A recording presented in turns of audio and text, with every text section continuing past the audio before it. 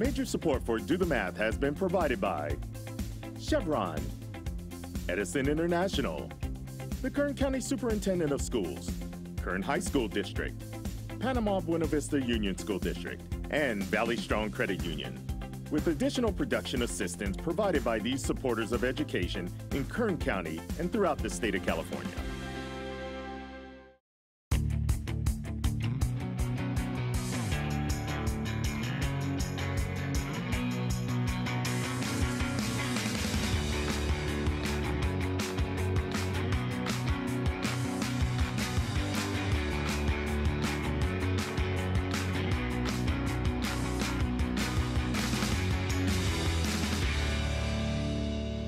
Well, good afternoon and welcome to Do the Math. I'm Michael. And I'm Scott. I'm Benetti. For math homework, help, call in Bakersfield, 636-4357. Everywhere else, 866-636-6284. Email dothemath@kern.org. We're online at dothemathonline.net and on social media. All right, nicely done, Benetti. So where do you go to school? I go at Panama Elementary. You've been at Panama for a long time? Yes, for about 3 years. What grade are you in now? 5th. How is it? Amazing. It's good to hear. What kind of math are you working on in 5th grade right now? Dividing decimals. And how do you feel about that? I'm in the middle about it. You're in the middle about it? Yeah. All right, well, you know what? That's good that you're in the middle about it, not like bad about it or down on it at all, because guess when you're going to have to be dividing decimals? For the rest of your life. Yeah. Okay, so once you get a little over the medium side, that's going to be a little better. Yeah. What are some other things that you've been working on in math so far this year? Can you remember any of them? Have you worked with fractions at all? Yeah, fractions. Okay. We've done multiplying and dividing, just basic things. Also, we've learned how to divide, how to multiply by the 10th power, and all those fun things like that. Good. So is there anything else that you really like about 5th grade? Yes, the multiplying decimals, because it's very entertaining for me, and I know it can help me in many ways. Good. Well, you know what? If it's entertaining for you, it's going to be entertaining for others. So we'll do a little decimal work today. Sound good? Yes. All right, but first I need you to help me out with today's social media problem of the day. Are you ready? Yeah. All right, let's take a look at it up here. It's going to be up on the monitor. So it says the problem of the day. It says 4 3/5. Now you're familiar with mixed numbers like that, right? Yeah. So we have 4 3/5, and we have to add something to it to get equal to 6. So tell me what you're thinking about when you see that problem. I think 3/5 is close to being one whole. Okay. So we can get part of that 6 and add it to the 3/5. All right, so how would you like to approach this? I'd say we'll start off by writing 4 on another paper to make sure that's our 4 wholes. And then we'll start looking at the 3/5. So if our answer would be 6, that means that 4 minus 6 would be 2. So basically we just need 2 wholes more. We have 3/5 right now. If we add another 2, then we would have another one, right? Mm-hmm. So if we were to add 2, then we'd have 5 wholes. And then if we were to add another one, which would be 5, add 5, and that would be another whole. So that would get us a 6. But we have to figure out how much of those dots did we have to go up. So it would be 2, because 3 plus 2 equals 5. So that would be 1 whole. So that would be 2. And then 2 what? 2/5, right? Yeah, 2/5. Yeah, I like how you're Yeah, thinking. he's Great job. going. I'm waiting to see He's going for when sure. it's done here. Yeah. And then So I'll keep the 2 for you. 2/5 so far. How many more fifths do you have to add in there? 3. 3 more fifths. Okay, To so make that a then whole. that would be 5/5, right? If we have 5/5, that's the same as what? That is equivalent to 1 whole. 1 whole. So if we have 5/5 and we add it to the 4, that'll give us 5. Yes. But we need to get to 6. Yes. So we would add another 5. Okay, but we have 3/5 already. So if we have 3/5 and we need to get to 5/5, how many more do we need? 2. 2. So we need 2/5. So if we add 2/5 to that, we're going to have 5. And then you're saying we need one more to get to 6, right? Yes. So if we need 2 fifths and we need a bunch of other fifths to equal 1, how many more is that? That would be 8. Because we have 2, because we need 2. 7. 7. All right, so you think we need 7 fifths, right? Yes. So out of those right there, you're thinking B is the correct answer? So you're thinking 4 3/5 plus 7 fifths will be equal to 6? Yes. Got him thinking today. All right, he's thinking yes. All right, so what were you thinking about while you were doing that? Because you were looking at it, and I gave you a couple of seconds there. What were you doing in your head? I was just making sure that the other answers are not even close idea. to Good. my answer. Right, eliminate those ones, right? Yes. All right, so you still good with 7 fifths? Yes. All right, let's take a look and see if indeed 7 fifths is correct. There you go, nicely done, Benetti. First problem, well done, dude. That was pretty easy, right? Yeah. But you had to think a little bit, right? And sometimes it's a little more difficult when you have to think and you can't write anything down, right? Because we're just doing these mentally and talking about them, right? Nicely done, dude. Hey, you know what? We do have phone tutors available most Tuesdays and Wednesdays between 3:30 and 5:30. Time now for today's Math in the News.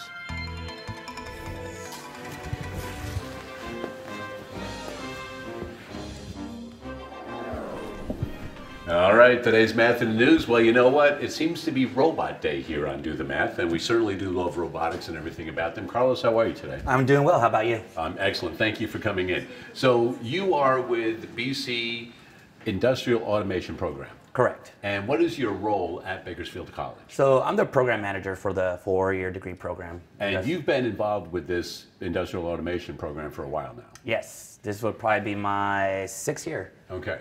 Because I know we've seen you at a lot of events and things like that, and kids Yes. are always fascinated with the different things that you bring out. Yes. And who else have you got with you? I know you've got some of the students here with Yeah, so I brought a couple of our students. These are actually our current student workers for the program. I did bring Francisco. He's a senior in the program. And then we brought Ramon. He's a sophomore in the program. you. All right, so before we get going on what you've got here, so Francisco, how did you become interested in robotics, automation, and things like that? Well, I actually started this in high school.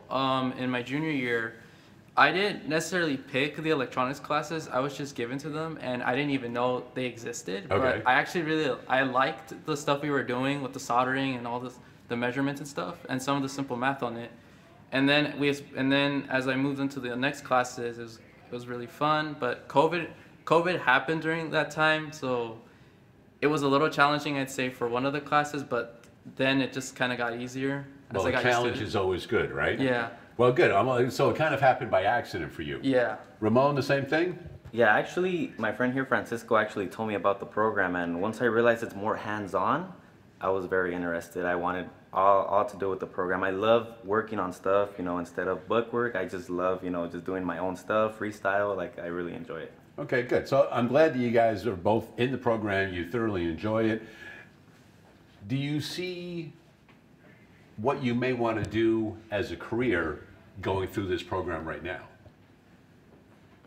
I'm actually looking into PG&E since Okay. it has a lot to do with electrical, and I love messing with wires. So that's kind of one of my main goals after graduating. As long as you know what you're doing with the wires Yes. while you're messing on them, everything's cool, right? And I've been thinking more about getting into possibly controls engineering, just because I did end up taking the senior project class this past spring, and my group and I were working on a water heater trainer, and I specifically took care of a lot of the electrical stuff, so getting all the wires in, some of the buttons, sensors, equipment, and also working on a controller that would be, dealing with everything there. All right. Well, you guys are into a great program. I know you guys like the hands-on thing and the fun aspects of it, but there's also some math and engineering things that are going on also, as well as the technology. So, Carlos, what did you bring in for us today? So here is a senior project. So at the end of the... And do we need to we'll turn swing it it around a little sideways. bit? So all the students before graduating, they do a senior project class where they have the opportunity to create whatever project they feel like doing. Okay. And so this particular project was a project that was completed this past spring by a team of students, and it is an automated can crusher. So, are there ideas that they're given, or it's just a blank slate that you go, hey, what would you guys like to do? And this is what they came up with. They came up with their own idea. They figured that this would be a great project that they can work on. And it's something that could possibly be useful in the future or out in industry itself. On a larger scale even. Exactly. Right, because I mean, as far as crushing cans, I mean, if you've got this, you're going to be able to adapt that to other areas as well. Correct. So, can we see how this works? I Yeah. mean, So Francisco's going to go ahead and demonstrate to you exactly how the system works and tell you a little bit more about it.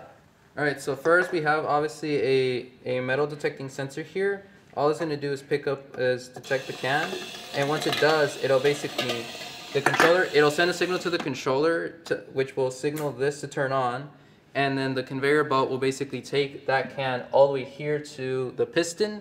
That's basically going to crush it. Now, this thing runs on pneumatics, basically compressed air, so unfortunately we can't actually demonstrate that part. But towards here where the can landed at, there's another sensor that'll basically let the controller know that there's a metallic can in there, and from there it'll send the signal to the piston to actually crush it.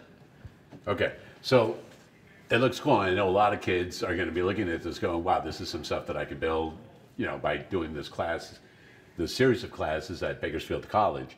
Now, you have to make sure that it's measured out correctly and that it falls correctly and is standing in the right position in order to be crushed. So even though it looks like a lot of fun, you're building things, there's a lot of stuff going on up here also as far as pre-planning, the engineering, the mathematics, and things behind it. So once it is crushed, how do you remove it? So much how this. So let's say it's crushed. Yeah. So since the piston runs on power, on air, and obviously crushes it. Well, around here, there's also there's actually a little hose right there that'll actually push the can out. Okay. Once it's done. That's what I was wondering. Because I'm like, all right, yeah, put your hand in there. What's going on? But if you've got the push, it'll knock it out. Yeah. So you never have to deal with it once it comes over here. So how about you guys get a robot where you can take the cans and put them here, and then. And that's what I'm yes, saying? that's doable. We can integrate a universal robot or another industrial robot that can pick up the can itself and place it onto the conveyor belt system for it to be crushed automatically. And there are some students that are probably working on different types of programs in elementary school, working like Rube Goldberg projects, right? Where you've got a series of steps to get something accomplished, kind of like this, right? Because it's like, all right, I want to crush the can. But before you crush the can, it's got to go on the conveyor belt. Then it's got to get tipped. Then it's got to have the air and compress it. And then you've got the other one shooting it out, right? Correct, Yeah. correct. And that's what automation is. There's so many different steps to automation before completing a simple task. There's prior tasks that you have to complete to meet that goal. Now, I know you guys have a manufacturing day coming up. Yes. And that's coming up pretty soon. So when is that? That is next Friday, October 11th. And how do students find out more about it or attend it? So they can visit the Bakersfield College website and go to the events page, and they should be able to get all the information on there, or they can look at the flyer right now as well. We're currently expecting over 1,200 students to attend this event. And is that going to be able to crush 1,200 cans that day? Because you know every kid's going to want to go up there and crush a can, right? It will not be able to crush 1,200 cans, but we can. We're always up for a challenge. Well, you can show how it works and stuff like that, Correct. right? So once again, that's coming up next Friday, October 11th. Correct. At Bakersfield College. At Bakersfield College from 9:30 to 1:30. So hopefully they've got some teachers that'll be able to bring them out. And I'm sure you guys have, I mean, you just said over 1,000 people already coming. Correct, yes. So it is an annual event, and a lot of students do seem to enjoy it. We have industry partners that will be there as well. So they will talk to the students about the different career options that there are in manufacturing. All right. And you guys will be out there, right? Correct. Yep. Can I come out too, even though I'm not a student? Of course. Of course. That's what I wanted to hear right there. All right, thanks guys. So Manufacturing Day at Bakersfield College coming up October 11th. Thank you to Carlos, Francisco, and Ramon. We'll be back with more right after this.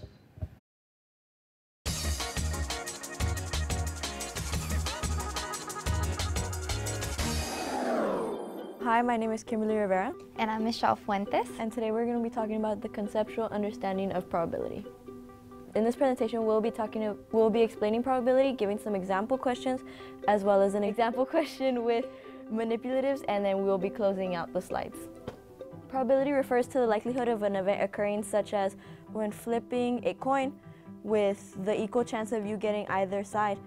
What would be the probability of you flipping heads? What would be the probability of you flipping tails? As well as when you're rolling a 6-sided die, what would the probability be of you rolling a 1, a 2, 3, and so forth? Here we have 2 example questions. One of them is Serenity has 30 marbles.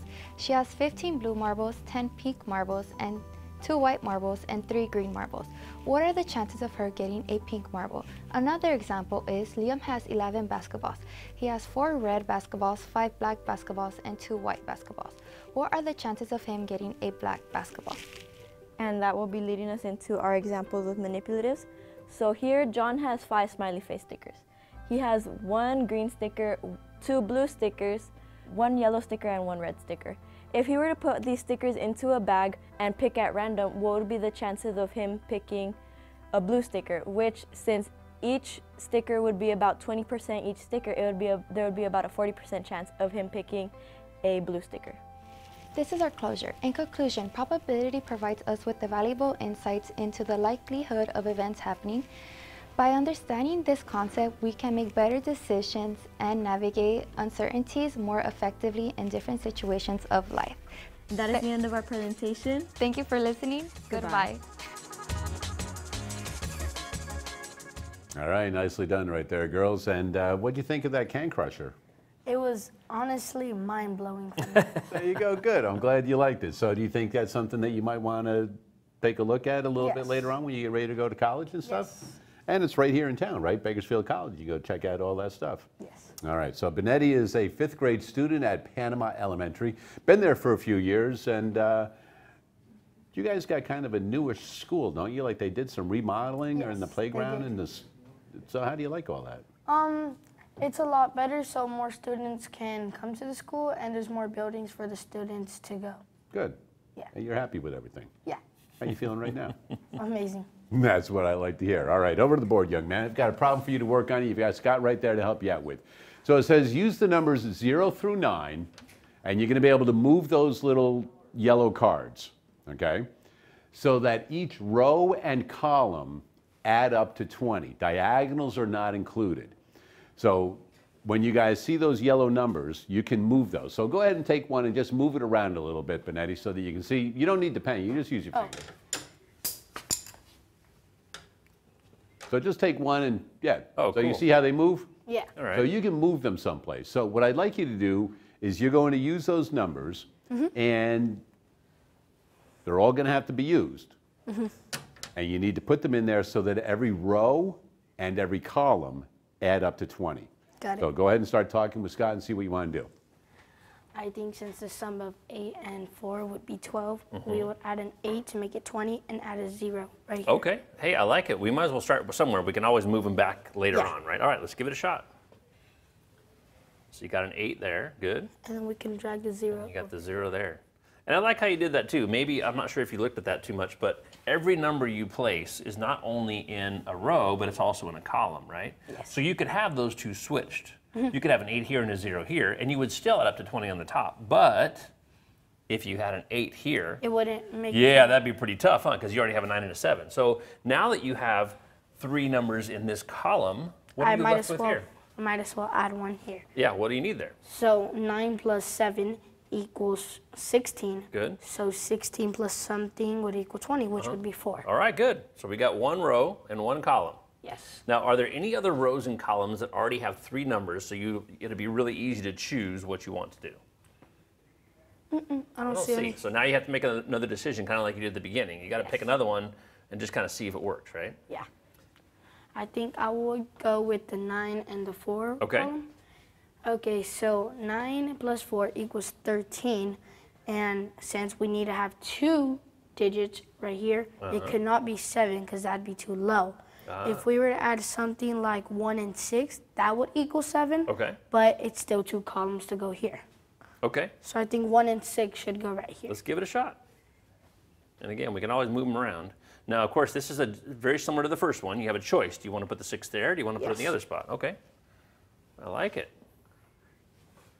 So far, so good. So again, we have a row here add up to 20, a row there up to 20, and we have one column add up to 20. Now, are you back to another spot where you only have one spot left, either a row or a column? This one. Okay, so tell me a little bit about that column. So 8 plus 6 is 14. Yeah. And then 3, which would be 17. Gotcha. So that means 17 plus something would equal 20. Yeah. And that would be 3. Hey, all right. The good thing is we have a 3 left. Yes. It's a bummer when we get if we happen to get to a spot and we need a number and we don't have it. We got to start moving things around. So far, so good. Now I would go with this row. Okay. Actually, no. Let's start with this one. Oh man. The 7 and the 3. Okay. Here. So 7 plus 3 is 10, and then we'll need another 10. So if we were to add something like, That's going to be a tough one. Dun dun dun. Oh, he's already thinking. So what's the problem? I like how I know what you're thinking, but we need to make sure everyone knows what you're thinking. 7 and 3 is 10, you're right. Yeah. So what's the issue we have here? because none of these numbers would add to 10 exactly. Right. It would either go over or below. That's right. So we would love to have two numbers here that added 10 to put in those two spots. Yes. We don't have it. We got to start moving stuff around. What do you think? Do we have to go all the way back to the beginning?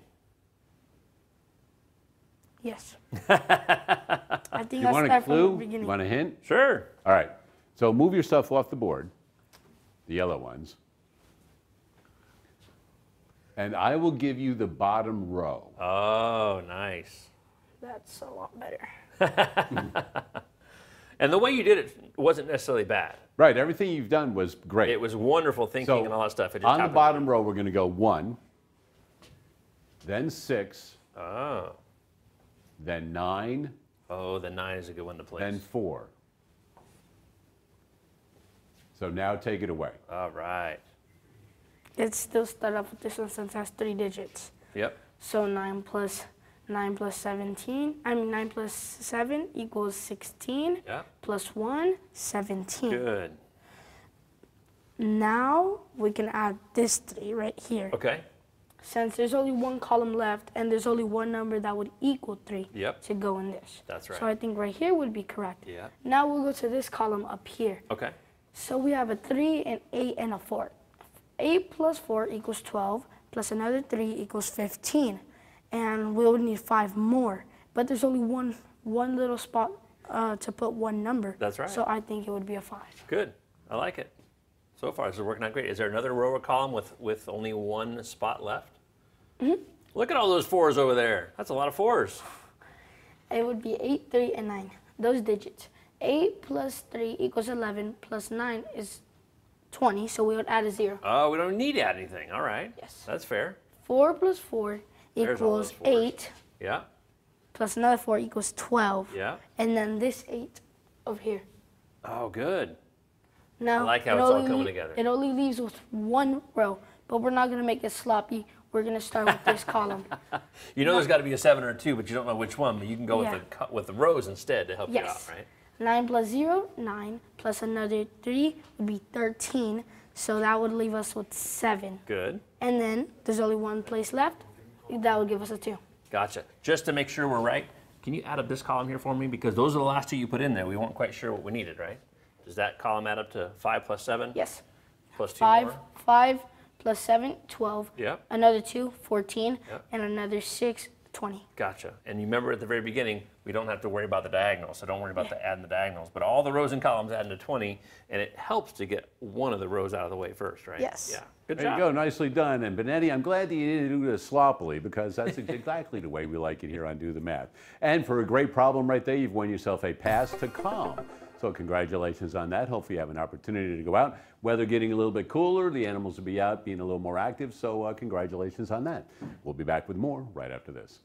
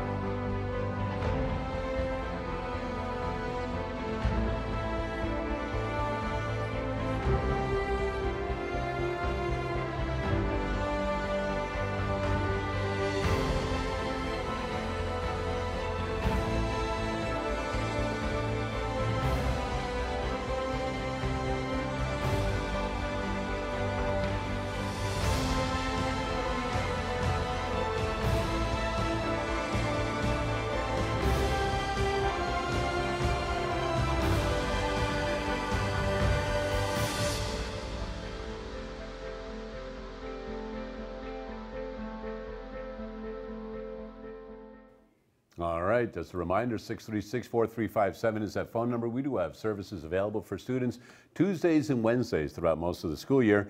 Wayne Narine is in studio with us right now. How are you? Great, how are you? I'm excellent, thank you for coming in. Excellent. And as you saw with Bakersfield College here, it's kind of like robotic day here. It is. And you are with CSUB and a different type of robot program. Correct. Right, so tell us a little bit about what you guys have going on at CSUB. So I'm the director of campus partners, and I oversee dining as one of my major vendors. And we've tried to put a lot of robotics in place to make things more efficient for the students, faculty, and staff. Okay, and I know that I was on campus one day, and there weren't students because there was a sporting event going on or whatever. And I saw robots kind of clustered in different parts of the campus, right? So if somebody wants to order something, how does that process work? Sure. Well, the first thing is they have an app. Usually it's on Grubhub. Okay. And they click on the Grubhub app, order their food, click delivery, and that will trigger the robot to know that they have to pick up the order. The order will actually go to the wherever location is making the food, and then when the food is prepared and finished, it will be put in the robot by the cashier, and it's a certain robot because we have 10 robots. Each robot is numbered, and it knows exactly which order is going to that person who ordered it. And as far as lockers are concerned, because I know that there's, like, if you go someplace like other stores and things like that, you have to put in a code or whatever, and it's a locker that only you can get into. Correct. So this is the same thing at the university? Yes, we just just about 2 weeks ago, put in some new lockers, and these lockers are mainly it's for security and order accuracy, because you don't want somebody taking the wrong order. Right. And also nobody tampering with your food or stealing it in some cases. Yeah, it's safe, because I know yeah. sometimes you go someplace, you're like, hey, I put an order in, and you go, and they're like all out there. Yes. You know, drinks or whatever, coffees and stuff, and you're like, well, is that mine or whatever, right? Yes. And you guys, it's not like you do a couple of orders a day, right? I mean, you guys have got thousands of things going on. Definitely. I mean, 230,000 orders? Well, that is for 3 universities. Okay. So we're still I was going to say, that's a lot for yes, one university. This is for Ohio State University, University of Arizona, and CSU Bakersfield. And that is the robot, Cartkin robots, right? Correct. And you've got a fleet of these things, and they've traveled almost more than 230,000 miles. Well, yeah. Well, the funny thing is that we haven't tracked exactly how long they've gone. We've had them about 2 years now, but just to give you some idea, the robot, you know, they've delivered. Like, give you a few little fun facts. They've delivered 230,000 orders in those 3 universities, including ours, and they also travel 350,000 miles, if you can imagine that, and they don't have Goodyear tires either. So, and we can see that one of the robots traveling around campus right now, going by, is that the student union over there that yes, they're going into? And so when in the video there, you'll see the customer putting in her code in her phone, and then the lid opens up. So anybody can't just randomly open that lid. Okay. Unless you have the code that was sent to you. And they have to stay at this spot. Like, if you're in an office and you decide, oh, I'm going to go outside and meet the robot is going to go to the office, or you have an ability to stop it as it's, does that make sense? Yes. Well, what happens is the robot, it can go inside of buildings as long as there's sliding doors. Okay. Otherwise, it's going to sit outside the location. And wait. Yes. And all of the campus was mapped through Google Maps. So it knows the coordinates. For example, we put out a email to everyone saying, hey, is the robot going to your area? If it's not, let us know. And the manager of Aramark would go and with his phone and figure out the coordinates where that building is and let Cartkin know, and in a matter of a day or so, the robot can go there. Okay, and you've got robots that make drinks, like Boba robot you got going on, so talk a little bit about that. We have a Boba Robo, And Bobo Robo. yeah, and what this does is it makes boba drinks. Okay. And it's pretty amazing. We want to make things fun and exciting for students, and they get a chance to see robotics in action. And there are a lot of things that robotics are doing now, because I know there's one called Flippy, where it's actually flipping burgers and things like that, and dropping baskets and things like that. So the one that you've got at the university is making drinks. This particular one, yes, absolutely, and it's amazing, especially when new students come and first thing is they want to try it, and then they have their cameras out and their phone, they're filming it, because it is something new. Pretty amazing. Right. And so, we want to be on top of technology and being a good representative for the future. Are there more items that are popular that get ordered more frequently than others? You're like, oh, it's always going here to pick this item up.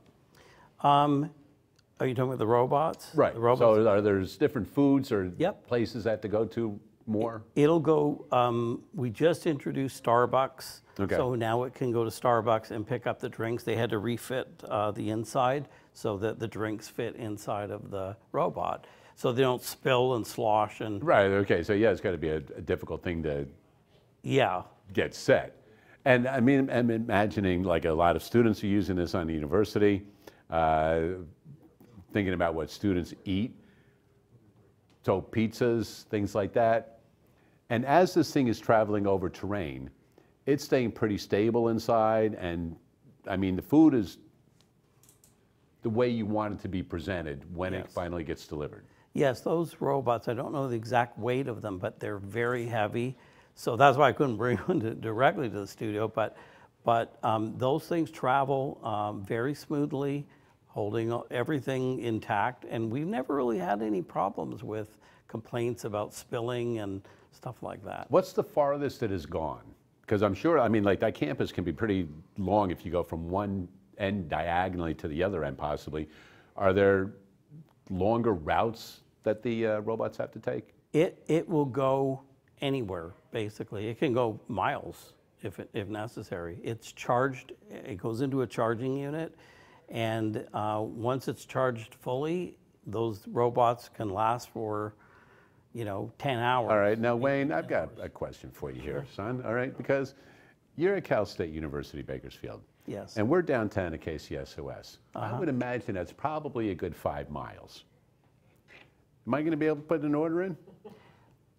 There are robots that can go on the streets. Ours only goes to the campus. Okay. But it is possible. Well, that's what I wanted to Now, I don't know about, it doesn't travel very fast, so your food might not be very hot, but if you have a microwave, that will work. All right, well, you know what? I certainly do welcome the opportunity to see these robots in action the next time I'm at the university during the daytime. Absolutely. And Wayne, thank you for coming in and talking to us about that. Thank you so much. And our big robotic day here on Do the Math. 636-4357 is that phone number. We'll be back with more right after this.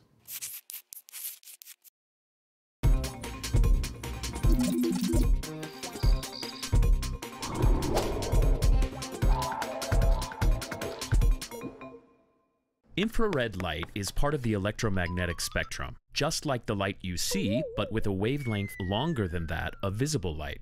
It can be divided into 3 separate categories: near, mid, and far. And even though we can't see it, in some cases, we can detect it. Far infrared is also called thermal infrared. We can sense it as heat. In fact, the heat we feel from a campfire or a warm stone is far infrared. This type of infrared is closer to the microwave region of the electromagnetic spectrum and is commonly used in thermal imaging and weather observation. Near and mid-infrared radiation do not emit any heat and are closer to the spectrum of visible light. Both are used in a variety of electronic devices such as remote controls and video game consoles. What are some other sources of infrared? All animals, including human beings, emit infrared light. So does the Earth, the Sun, and distant stars and galaxies. And even though infrared light is not visible to humans, Some animals, such as rattlesnakes and vampire bats, use infrared sensing organs to find food. So while infrared is not something we can see with our eyes, the information we get from it can tell us a lot about the environment around us and the universe beyond. All right, back here with Benetti, a 5th grade student from Panama. You had a question about what? About the sign. About what? The sign. The sign? Yeah. What about the sign? Social media? No, the one part, like the one and then the slash, or like the 866? No, down. That one? Yeah. Yeah. And so the one in that. Like, am I supposed to say that? well, you already did, right? Oh, I did. Remember at the beginning you said so everywhere else. So that means people that don't live in the 661 area code. So if somebody, because you're going to be shown worldwide now, all right? And if somebody else is in another part of the state, another part of the country, or in another country, and they're like, hey, you know what, I want to give that guy a call, but I'm not in Bakersfield, so I'm going to use that toll-free number. And that's what that is right there, so they can call with that phone number. Are you all cool to answer some math questions today? Yes, I All am. right, good. I'm glad to hear it. Why don't you get over to the board? I got a question for you right now.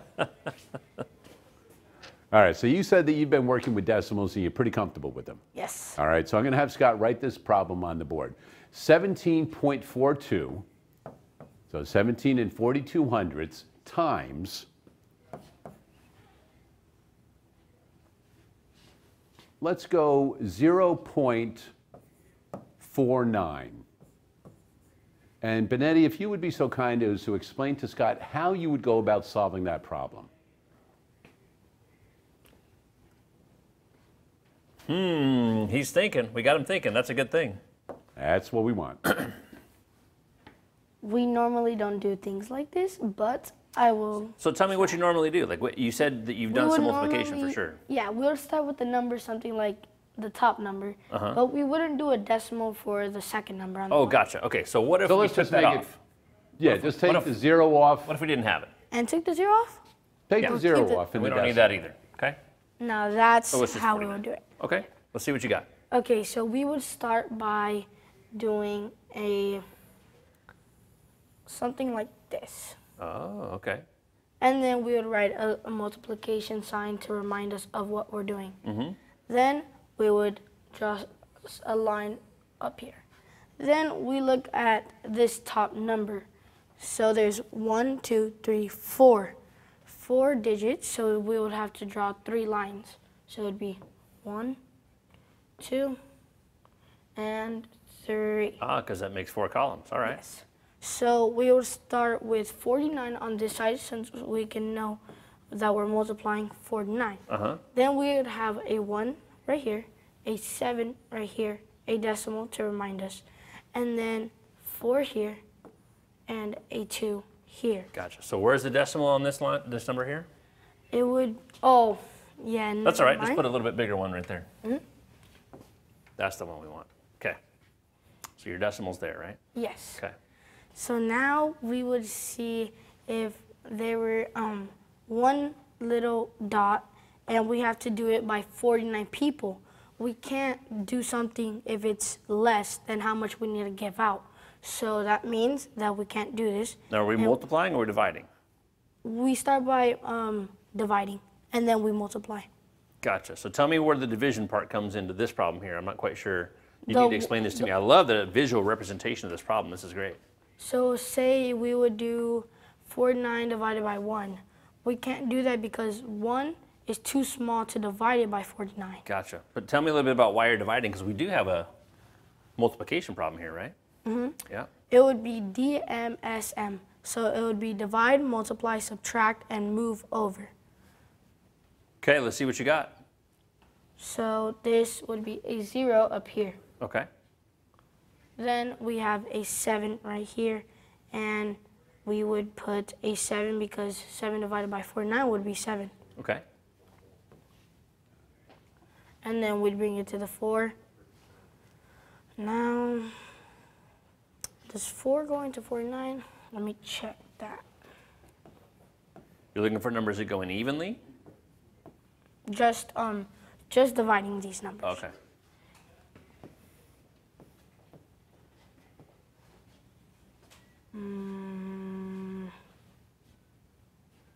Well, what's 4 times 11? 4 times 11 is 44. Gotcha. So what's 4 times 12? 4 times 12 is 48. There we go. We're awfully close, right? But we got one left over. So we cannot do it. Okay. So we'd actually put a decimal. Okay. And then we'd put a 0 since we can't do it. Okay. And then we bring it to the 2 over here. Yeah. 2 does not go into 49 because 49 is an odd number and 2 is an even number. That's true. So 0 here. Gotcha. And that would be our answer. That's the end? Yep. Okay. I like this method and I like a lot of the thinking you're doing, but we do still want to multiply it out a little bit. And I think maybe you've seen this before where you can multiply here and multiply here and multiply here and multiply here. Have you seen that before? Yeah. Gotcha. I Let's can see if do we that. do it that way and come up with the same answer, okay? Okay. Can you work on that for me? What's 9 times 2? 18. Gotcha. So you're going to carry the 1, right? And then bring And down bring the down the 8. That's it. You got it. Then 9 times 4, 36 plus 1 more, 37. Good for you. Carry the 3. Here. Take the 7 down here. Good. Drop down our decimal here. Oh, I like it. And then we would take 9 times 7, which is 63, plus another 3, which would be 66. Good for you. 6, and then 6 down here. Yep. Now we have 9 times 1, which would be 9, plus 6 would be 15. Good. So we drop 1 here, and then a 5 right here. That's it. I'm going to give you one more color because we have to go to the next round, right? We got to do the same thing with the 4 here. Yes. But tell me what has to happen on the next line. Now on the next line, we'd start by adding a 0. There you go. Good for you. You got to have that space holder, right? Yes. There you go. Good. Now 4 times 2 would be 8. Drop down our decimal. 4, yeah. Wait. You're good so far. 4 times 4 would be 16. So we'd put a 1 up here and then bring that 6 down here. Gotcha. Now we do 4 times 7, which is 23, plus that 1 would be 24. Hold on. One more here. This is 16 and you carried a 1, right? So that was good. First of all, 4 times 2 is 8. That was great. 4 times 4 is 16. You carried a 1 up here. What's 7 times 4? Oh, 28. That's okay. Plus 1 more? Plus 1 more would be 29. There you go. Now you can put the 9 and carry the 2, right? Yep. Good. Wait. You're good. Wait, don't I have to add that too, though? And then you're going to add, no, you're putting it up here. Oh, okay. You're going back to put it up here. Yeah. 4 times 1? 4 times 1 would be 4, plus that 2 would be 8, 6. No, plus this 1. We want a 1 right here. We carried a 1, right? Oh, yeah. Did we carry a 1 or did we carry a 2? No, we carry a 1. 4 times 8, 20. Oh, you're right. We carried a 2. You're right. You're right. Yeah, 4 times 2. Sorry, 6. 4 times 1 is 4 plus 2 more 6. is 6. All right, together we can do this. I knew we could. Now we would add this. At the very end, we're going to add them together. Good for you. All right. Would be 8. This would be 15. We bring this down. Yep. We put that up. Drop down our decimal. 1 plus 6 equals 7. Plus another 6 would equal 13. We'd put this over here. Put a 3 down here. Now we would do 5 plus 9, which would give us 14. Plus that 1 would give us 15. Yep. Drop down this and bring up our 1. Good. Now we do 6 plus 1, which would be 7, plus another 1 would be 8. So our answer would be 853 and 5800ths. There you go. Well done. I like that part here. And it's a little bit different than what you got there, right? Yeah. So that method, I think, is a good method, but maybe for a different type of problem. This method is mainly used for single-digit numbers. Oh, gotcha. Okay. Yeah. That sounds good to me. And at the Yeah, very that's end. what I think he was doing is the single. Yeah. But we're pushing him in a little doing That's four. right. We got 2 spots at the end, and you have two decimal places here, so that worked out very well. Good job. Nicely done. And you know what? I know you were like, whoa, there's decimals in both of them. But you know what? Maybe we'll go there next. We'll do it right after this.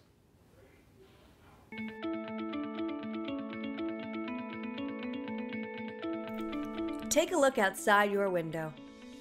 Is it hot and sunny? Is it cloudy and rainy? Is there snow on the ground? When you look out the window, you're seeing what the weather is like today. Weather is only temporary. For example, a blizzard can turn into a flood after just a few warm spring days. Climate, on the other hand, is more than just a few warm or cool days. Climate describes the typical weather conditions in an entire region for a very long time, 30 years or more. Keeping an eye on changing weather can help us plan ahead. We know that if thunderclouds are forming overhead, it's probably a good idea to stay inside. But it's important to keep an eye on changes in Earth's climate, too. And NASA has observed that Earth is getting warmer. Keeping track of Earth's sea level is one way that we can know how quickly the climate is changing. As Earth's climate warms, ice in Antarctica and Greenland is melting. This causes the level of the oceans to rise. NASA satellites can measure sea level rise from space. They can also track changes in the climate by measuring the clouds. We know that changes in the number, size, or location of clouds could be caused by a change in Earth's climate. NASA satellites are always orbiting Earth, looking down at our oceans and clouds, and they monitor Earth's climate in other ways too. It's important to keep an eye on our planet and all the ways that it's changing. Right now, it's the only one we've got. Find out more about our Earth at NASA Climate Kids.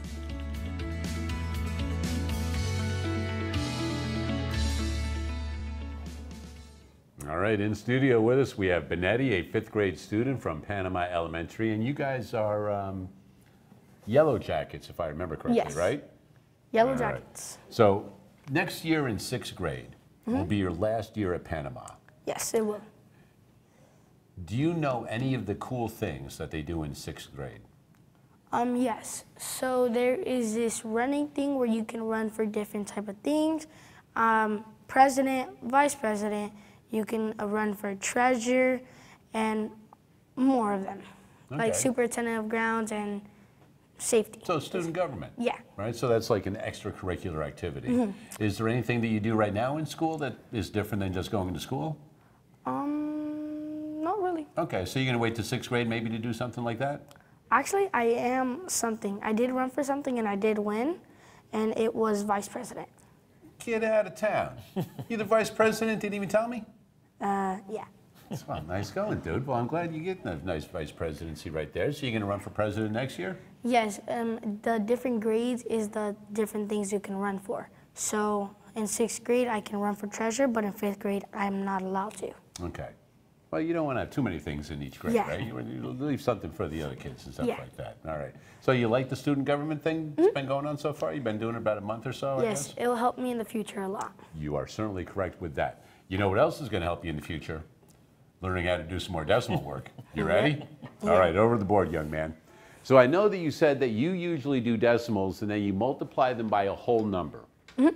But pretty soon in class, you're going to be multiplying decimals times decimals. So Got we're it. going to start with it today. All right, so 3.14, that kind of reminds me of pi right there. All right, times 0.23, a wonderful number that we love here on Do the Math 23. So just think about what you want to do, Benetti, and if you get stuck, Scott is right there. Think all you're doing is multiplying, first of all. Don't let the decimals bother you at this point. Yeah, I got it. Okay? All right. Take it away, brother. See what you can do here. Okay. And the only thing I'm going to ask you to do is let's not drop any decimals until the very, very, very end of the problem. Don't be dropping them down. Don't be putting them in the next lines or anything like that. Just do the work that you need to do with the numbers so we can focus on those first, okay? And then at the decimals. At the very end, we'll do the decimals. Don't worry about them at all, okay? Got it.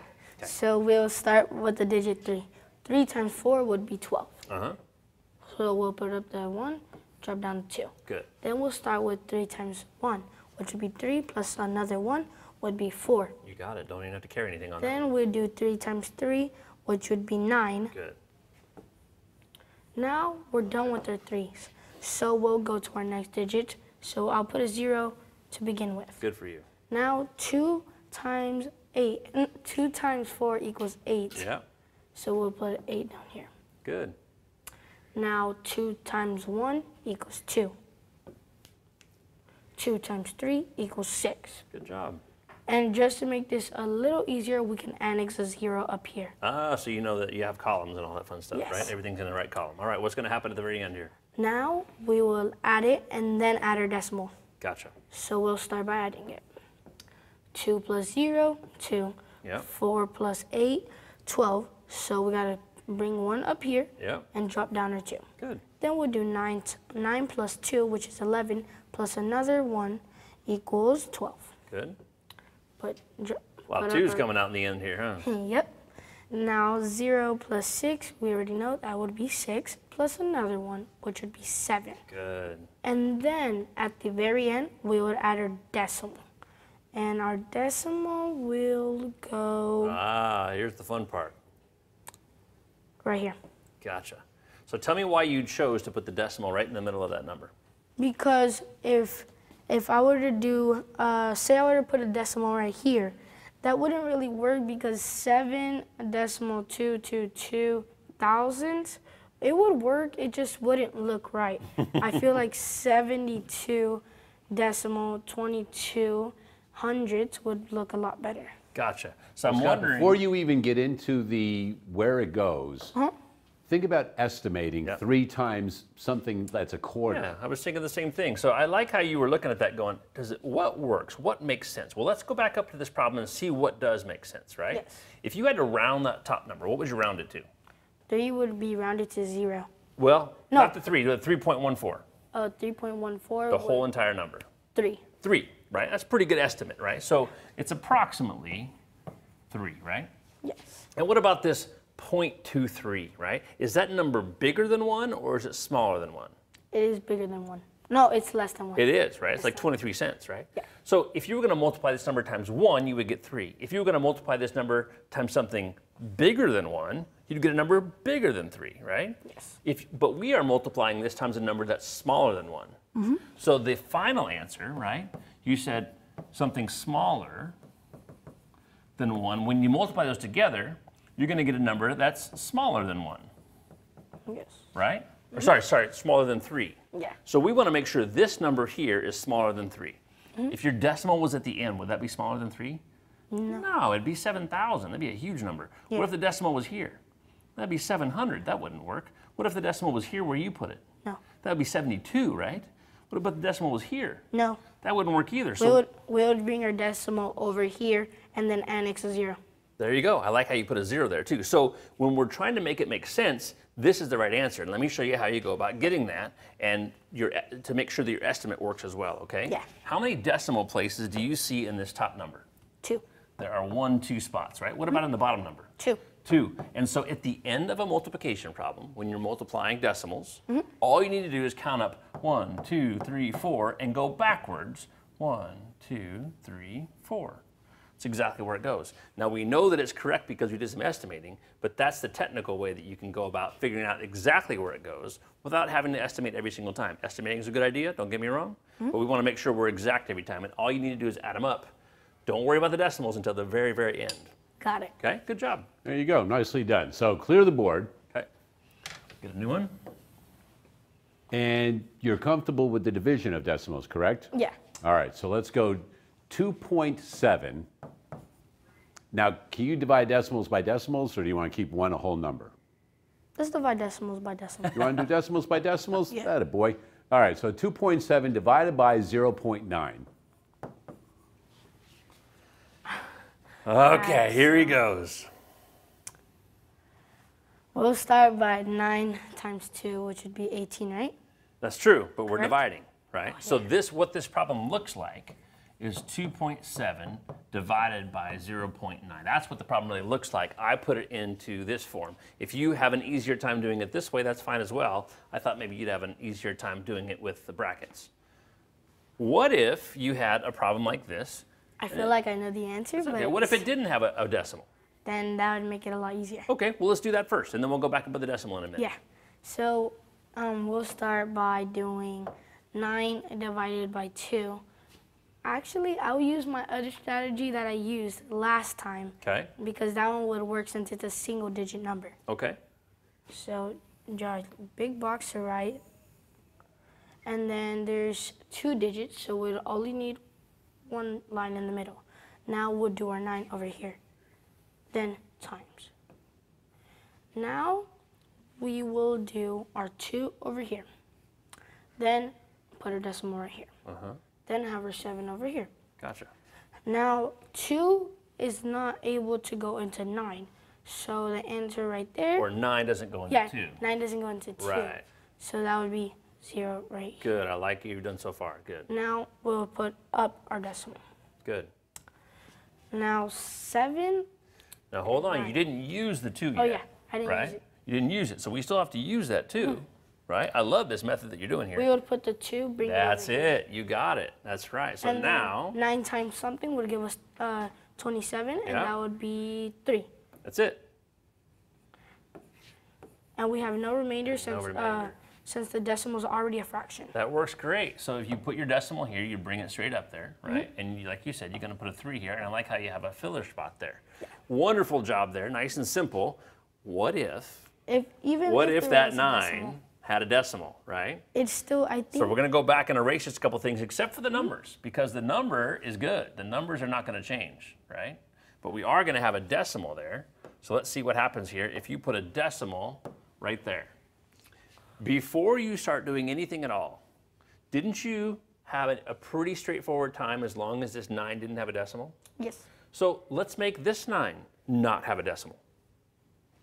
Wouldn't it be great if you could just slide that over there? Yeah. That'd be nice, huh? Here's the deal. In math, you can do that. You can multiply it times 10 and move that decimal over. However, if you do it to that number, you got to do it to that number. So we're going to move this over by multiplying times 10. We're going to also multiply this number times 10 and put the decimal there. Yeah. The numbers are all the same. I haven't changed any numbers at all, just the position of the decimal. And now all we're going to do is move that decimal up right there. So instead of 0.3, the answer here is just 3. And then. And if you want to put a 0 at the end, you could do that too, right? Yeah, to make it a little bit more. Yeah, a little bit easier. So that's all you got to do. If you see that decimal at the beginning, okay? We could just move. You don't like it. I don't like it. Hardly anybody likes that decimal at the beginning. Get rid of it. Let's move it over, but just don't forget to do the other number too before you start. Okay? All right. I like it. I think you learned a little bit on that. Nicely done. Come on over here, boys. So that's going to get you ready for what you are going to be doing in 5th grade in just a little while, because you're starting to multiply decimals and divide them. But we're going to add a little more so that maybe when you get to it in class, you'll be like, oh, yeah, I remember Scott and that old man. Maybe do that kind of stuff right there, right? You know, you're going to be an ambassador for Do the Math. You know what that means? You have to tell people about Do the Math. Can you do that? Yeah. Have you ever seen one of these? Yes. What is it? A Rubik's Cube. But this is a Do the Math Rubik's Cube. Have you ever seen one of those? No. Well, see, now you're going to get one of these because you're an ambassador for Do the Math now. Does that make sense? Yeah. Good. Well, I hope you enjoyed yourself. Did you learn a little something today? Yes, definitely this question right here. Good. Well, that's what you're here for. Did you have fun today? Yes. That's another thing that we want to hear right there. Hey, until we meet again, continue to do the math.